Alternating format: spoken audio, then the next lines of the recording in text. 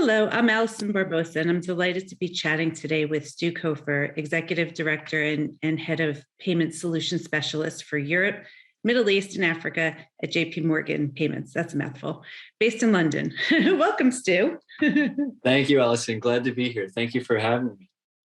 It's our pleasure. Thank you. Today, Stu and I will be discussing customer experience and allyship. We will look at how allyship is an instrumental piece of uplifting and improving diverse talent in the workplace, and how critical it is for organizations to deliver the same values as its partners and customers for part of their experience. Stu, let's start the discussion by telling the audience a little bit about your career journey and your role at Jpmorgan. Sure. So my career journey started in Chicago. I'm based in the UK, and so that Europe, Middle East, and Africa title wasn't always in my name, but I've always started in banking, selling corporate cash management to multinational corporations, non-bank financial institutions, and payment service providers. Was with a bank in Chicago, then London, then Amsterdam, and I'm now back here. And so my role now principally sells a wide range of payment types to customers, payment service providers that are looking to do business in those markets. And I run a team of experts, that's what they call themselves, and I would call them that too, to kind of not only know, but deliver messages in a compelling way and increasingly form relationships. So it's been a really fun job because it deals a lot with clients. Yeah, it sounds like a fun job. I love dealing with clients too, so very lucky. Thank you. Stu, before we dive in, let's make sure we're speaking the same language when we're talking about allyship, because this is something many of our viewers are passionate about. They speak on it and they're advocates for. So tell us what your definition of allyship is. Sure. So I think really crisp and simple is the key here. So an ally is someone who is supportive of and sympathetic to the cause of women's advancement. That's it. And then to me, it's someone who behaves as if they're accountable to deliver that. Yeah, no, that's very well said. I agree. That's a good definition. Today, we're focusing also on customer experience. In payments, there's lots of experiences, and sometimes payments are engineered to be invisible with certain customer journeys. How do you think about bringing allyship into the customer experience? It's a good question. I wrestled with this one. So two areas I think, depending on what we think of when we think about a customer experience and visible allyship. And what customer experience means is important depending on who you are, who's watching, or who's listening to this. We have a range of listeners. So I would say first, let's look at what's tangible and then maybe what's telling. Very quickly first on what's tangible. So one of my friends is a customer experience or user experience designer, and she's thinking about us, our payments consumer experience, where we stare at a Face ID, we tap something contactlessly, we swipe. She's thoughtful about the buttons, the icons we see, the screens we tap, the notifications we get. And that kind of customer experience is a challenge, I think, is you need to have a diverse team of product managers, constructors, designing that, looking at your user journeys, and then testing it. And so there's a very tangible item to be sure you're not being exclusionary in the way you deliver your offer. But more, I guess, important to me is what's telling and speaks more to my job. So I think we observe behaviors a lot. And payments is a people business, which is great, certainly at least in my job. And I'm primarily in consultancy or advisory or sell side roles, but I'm also a buyer every now and again. And so to me, the customer experience begins right then at the first meeting of a potential customer relationship, even if I'm the customer. So over time, as allyship has become more and more important to me, I'm asking a lot of questions. I'm saying, who attends these meetings? It's on my watch list. Is there an imbalanced delegation from one party? And even if we look at attendance, who speaks? Is it equitable? Is there someone there just to take notes? How do they treat each other when something goes wrong in the pitch or not to plan? And then in that planning, at least for me, do we construct our deal teams in the right way when preparing to pitch for new business? I've been the deal lead for a pitch, and I'm responsible for two things. Number one, ensuring the most compelling message is delivered about our firm. And number two, that allyship is obvious. So have I made space for a rising star? Am I quiet when it is best for me to be as a male in a room? And I think, our customers, they don't just buy solutions, they're buying the culture of the team that designs and presents those solutions to them. So that customer experience begins right when you're saying, would you like to be a customer? And so many of our customers, I think, are conscious, like me, of who is, forgive the phrase, literally at that table and speaking and, delivering and fostering an environment of inclusion. You can see it because generally firms bring their best and their brightest to that deal team pitch. And so even before anybody speaks, you can tell what a company values generally by that team that's been put forward, if it's thoughtful. And just to end with, an ask, to be very specific, I would ask any who consider themselves experienced to find a person to invest in before that pitch. If they are seasoned, find someone to coach and make space so that, they can deliver a broad impact. I think the whole story comes together much better when that's done. No, that's really great points, Stu, and honestly, a really great call to action for everybody. So thank you. And try to give a call to action here. Yeah, exactly. No, for sure. And I think that's the key, right? Because people want to, it's great to talk about things, but actually giving people some suggestions is the way to really move the needle, right? So yeah, for sure. No, that's great. And as we know, Jpmorgan is a well-established business with legacy structures and values. Any recommendations for those wanting to introduce or make a difference in their own organizations with respect to DE&I? I know you talked a little bit about it in your previous answer, but maybe just to embellish a little bit. Yeah, sure. And those prior are kind of, my role, my experience, but I'm fortunate at the firm to benefit from a great framework that I could operate within. When I had a curiosity, there were people I could talk to, many of whom are already partners of Women in Payments. Small plug there, but it's true. So to guide and bring people into a goal-oriented network, I think. So when you feel and have a certain value, how do you identify your goal-oriented network, and then how do you grow it? So we have a lot of groups internally here at my firm, and we do all sorts of connectivity type things, mentorship circles, which are people who really care about mentoring and don't just tick a box and say, I'm an ally, I was in a mentorship circle. No, you need to commit, spend time with someone, watch their career 6, 12, 18 months and invest in them and see what happens. We publicly list allies internally and mobilize work streams to increase allyship. But one of my favorites, to end with a tangible, is, and I don't know where it's come from. Maybe someone listening can claim the idea. It's not mine, but it's called 35-1. And anybody at any level can do it. So 30, spend 30 minutes a week having a coffee with a talented up and coming woman. 5, spend 5 minutes a week congratulating a female colleague on a win or a success. And 1, spend 1 minute a week talking up that woman who had the win or success to other colleagues at the firm. And I like that 1, especially for allies, because I see, well, maybe we'll get into it later, but I do see that people think that elevating at others comes at a cost to themselves, which is not true. Agreed. Yeah, that's I love that. I love that 35-1. And whoever did do that, a shout out to them as well, because that's fantastic. Shout out. Yeah, no, for sure. And thank you too for that little plug with Women in Payments. But I have to say, just women, just working with Jpmorgan has been really great. And you all have been huge supporters. So I appreciate your support and the support of the rest of your team as well. So thank you for that. Goal-oriented network. Got to have them. That's true. Yeah, these are great insights, Stu. We've looked at customer experience and payments, diversity, equity, and inclusion within the organization, but I'm going to shift gears a little bit now and get your thoughts on allyship and bias in the workplace. As you know, the themes for the International Women's Day was break the bias. What do you think an ally's role is in doing this at your firm?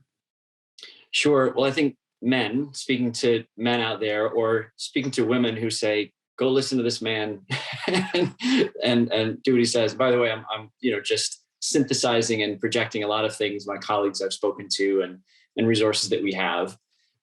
So men, I think, can help by creating opportunities and advocating for equality, diversity, and inclusion. So the first thing, if you're a man listening, is to identify and recognize you're in a position to do something because of who you are and where you are, no matter where that is on the spectrum. So number one, you can empower women, making sure they take a seat at the table by providing access to opportunities. We had an example earlier, but I'm sure there are others: internal meetings, visibility sessions, speaking, that kind of thing. Number two, amplify women's voices by ensuring they have the platform to speak up. That can be circumstantial and environmental, as well as deliberate and focused at a time. It can be sensing a room, watching, listening, ensuring that someone who's ready to speak feels empowered to do so. Third, you can mentor and sponsor women. There are a lot of programs at Jpmorgan where it's easy for us to do that, but at your company, you might want to think about that goal-oriented network serving as a resource to mentor and sponsor, which is really advocating. It's not meeting for coffee and a mentorship once every couple of weeks or months with an agenda, seeing how people do, but it's really sponsoring and investing yourself in that woman and her success. Certainly for top talent, you want to be selective about how you do that. You want people to earn that right of your time, but it should be a deliberate focus that you add in your diary as an ally. And I think fourth, I think I'm on 4 now, is to understand women's experiences and struggles. And this is about listening, but a very quick caution. This is not find a woman, ask them what their struggles are. That's not the mandate here.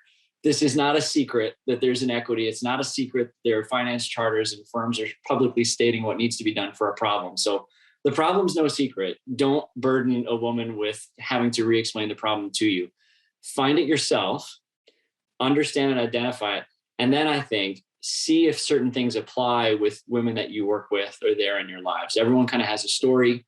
You might need to establish trust and respect boundaries before you do that. But as a man, I think we love checklists of do's and don'ts, and we have some women here are bold enough to say, don't do this, but do this. And so there's plenty around there if you seek it. So again, that's empower women. Number one, amplify their voices, mentor and sponsor them, and then understand those struggles is 4. One of my colleagues was interviewed by you recently, 6-minute careers or something like that. I'm sure you had a snappier title, but it was my career in 6. Yes, that's right. My career in 6. Recently, so he's a senior manager, and he talked about advocating at a talent forum for a woman who was being measured based on flexibility of working rather than her contribution, which was material enough to warrant a promotion. And so, his voice in that room at that time represents an ally playing their role. You got to kind of, be on your toes and live it. Yeah, no, all great points and really great advice. And I would say one perception we've seen held by men new to or not to allies is that making a difference lies within those hiring managers' decisions but less clear on what they can do.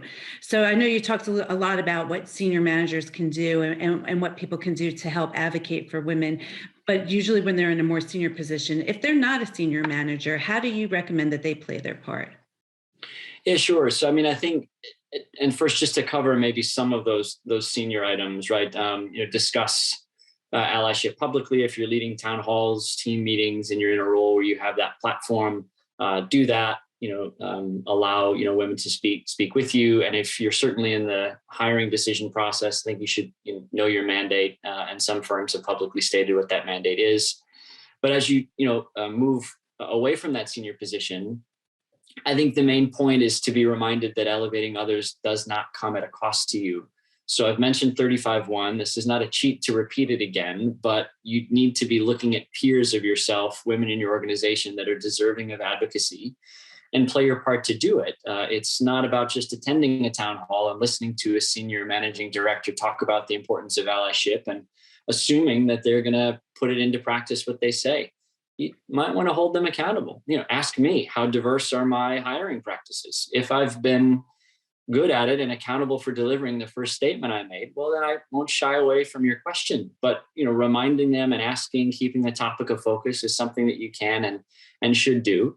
And I think the other thing is if you talk about it and visibly engage in small ways to ensure that you've listened and know what the struggles are and how you can make room for someone else, even if they're a peer of yours, I think that demonstrates and has a wider effect than you might realize. It won't maybe be fed back to you, but it will attract teams, it will attract talent, it will attract openness, it will also attract feedback you manage your personal behavior and effectiveness, which will certainly reward you on your career of ascent. Because if you're not in a senior position today, guess what? Nobody started that way. And so you don't just become an MD and then all of a sudden speak at a town hall about allyship and you've always been like that. Nope. Start now, figure it out, use the tips. And there's plenty of information out there. So long answer. Sorry, I'm a little passionate about it, but we've heard it before. And I think there's an honesty in that question. How can I do it if I'm not hiring anyone? Talk about women that are great and go find them and try to get them on your team, because guess what? There will be more. And then if you have a team of all women, they'll be great men, because this is a great open team that supports women. It's just exponentially rewarding. No, and I love that. I love having, we're all accountable, right? So we all need to make sure that we're holding senior management accountable. And so no matter what level we're at, it's important that we keep that in mind, because we can make a difference, and we need to know that our voice does resonate. So it's great that you point that out. So thank you for that. Sure. Yes. So Stu, I'd like to close with a question that we ask all our guests on Pause for Payments. So now that we've discussed, so thank you again for that great discussion on allyship. But now we're going to shift gears a little bit. So if you were to give career advice to the rising stars in our audience, what would that be? Oh my goodness. Career advice to the rising stars in our audience. Wow. So if you're a rising star, one of the things I've noticed about our rising stars is that as they rise, they maybe have been labeled a rising star, and then they carry this insane amount of pressure. And so I'm thinking about a couple of people that I know that I suppose I'm allies to, I guess you would say. And for them, there's a couple of kind of key mistakes that I see them make, at least in my organization. Number one is listening to the imposter syndrome, especially right when you get promoted or you get a lot of attention and recognition. Be reminded that if you've been, branded as a rising star in your organization, you're kind of one of the last to know. So your senior leadership team is already endorsing, advocating for, supporting, and sponsoring you. Lean on that, cope with people, find someone who's walked the path a little bit ahead of you, but maybe relatably promoted 1 or 2 years before. How did you deal with this pressure? The coffee, the sidewalk, not about the business results, the metrics, the scorecard, the performance review, just how did you manage the self-pressure of, hitting your own perfection? Now, I know many rising stars who just don't think this way, and they're just rock stars no matter what. But everyone with a healthy dose of humility does run into self-doubt. And I would say it's okay to ask for help. Do that. It's normal. That's part of the reason you're a rising star. No, that's great advice. And I think you're right. I think many of us are definitely subject to feeling that way about imposter syndrome, and making sure that we're actually the rising star that everybody thinks we are, right? So that's really great advice. No, I hope that works. I was thinking on the fly there, but I really, it was much easier when I thought about very specific people who needed encouragement and maybe just needed to hear it. I don't know. Yeah, and I think it's important. I think we all want to hear it too, because we're all busy doing our day to day, and we don't really sit back and think about it. And sometimes it's nice to actually just remind people that it's good to give people good feedback too, right? Not just the feedback when we're not doing everything the right way. So appreciate that. Yeah. No, Can I add one more? Yeah. There was another mistake I made when you talked about busy with the day job. I remember when I was early in my career, I planned about delivering on my job and how well I could do it, looking at my objectives, but I didn't take time, 5-10% of my time or my day to plan for my own career. And I had a manager that pointed that out to me and said, well, we're planning your advancement. How much have you planned your advancement? And I've just been trying to knock it out of the park and hoping that I advanced. And that was thankfully early enough that I could course correct. But I would encourage people to kind of sit down, take a breath and plan that. No, that's a really great point. I'm glad you mentioned that, because actually, it's particularly with women tend to do that more than men, where they just sit and plug away at their day job, thinking people are going to notice them for everything that they're doing during the day, but they're not really focused on what their next step is and how to get there. And you need to manage your career as much as you want and should expect help from your managers. So That's right. Doing the work and talking about the work are two different skill sets. And hopefully those 35-1 can make up for any, inferiority you have in one of the skill sets, so other people can talk about the good work that you're doing. Absolutely. No, great. No, Stu, thank you so much for joining us and sharing your thoughts and insights on the importance of allyship and a little bit of a career advice. It was a really great conversation. I really enjoyed speaking with you. And I want to thank you too, because I know that you're a strong ally and you've been very instrumental in working with women in payments in the past. So really appreciate the continued support. And it was great to talk to you today. You're very welcome. I love being a part of a place where people have a sole mission to build each other up. How could you not be part of something like that? No, absolutely. No, thank you. And thank you to the audience for listening as we explore these critical conversations with our male allies in the payments industry.